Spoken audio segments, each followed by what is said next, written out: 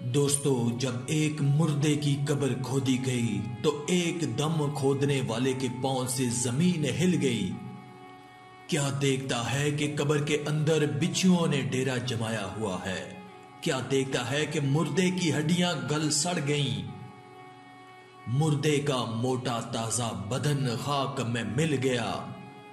ملے خاک میں نشان کیسے کیسے، زمین کھا گئی نوجوان کیسے کیسے۔ قبر کھودنے والا کہتا ہے کہ میں مردے کے گھر والوں کو ڈھونڈتے ہوئے ان کے گھر جا پہنچا۔ مردے کے بارے میں جب میں نے معلومات لی تو مجھے پتا چلا کہ یہ شخص زانی تھا، یہ شخص شرابی تھا۔ جوانوں، جب کوئی شراب پیتا ہے تو پھر یہ بھول جاتا ہے کہ یہ میری ماں ہے یا بیوی ہے۔ آج اس کے موٹے تازے بدن کو قبر کی مٹی کھا گئی۔ آج سانپوں اور بچھوؤں نے اس کی ہڈیوں کو چکنا چور کر دیا۔ اے نوجوان، ڈھل جائے گی یہ جوانی جس پر تجھ کو ناز ہے۔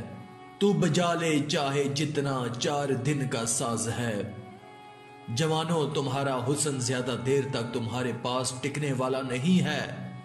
یہ دنیا کی زندگی زیادہ دیر تک تمہارے پاس نہیں رہ سکے گی۔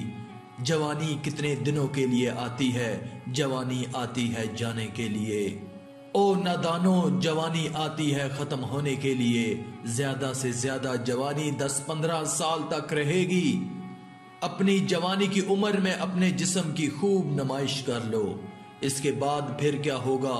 موت آئے گی۔ مرنے کے بعد تمہارے اسی خوبصورت چہرے کو کبھی قبر کے بچھو کھائیں گے، کبھی قبر کے سانپ کھائیں گے۔ ٹھیک 4 دن بعد تمہارا یہ خوبصورت چہرہ بگڑ جائے گا۔ یہ کیا ہوگا؟ یہ تمہارے برے اعمال کا نتیجہ ہوگا۔ اے جوان، باز آ جا اللہ کی نافرمانی سے، باز آ جا اس کے رسول کی نافرمانی سے، کہیں ایسا نہ ہو وہ تم کو اپنے عذاب میں نہ ڈال دے۔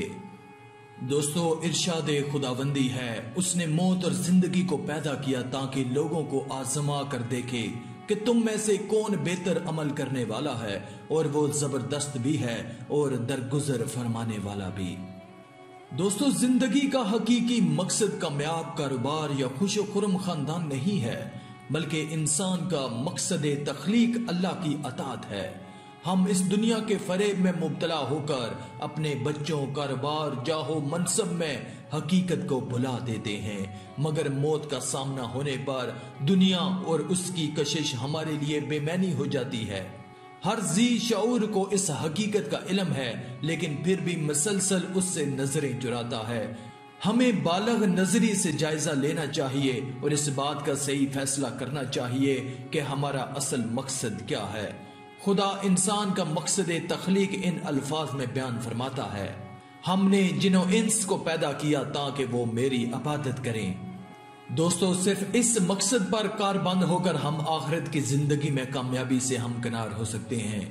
کچھ لوگ ان اندیکھی خواہشات کی تگ و دو میں زندگی بسر کرتے ہیں، مگر وہ سخت غلطی کا شکار ہیں۔ موت کے بعد کسی بھی طرح کے انجام سے بچنے کی صرف ایک صورت ہے کہ انسان موت کے ساتھ ہی فانی ہو جائے اور کبھی دوبارہ نہ اٹھایا جائے، مگر یہ اس کا خیال ہی بعد از قیاس ہے۔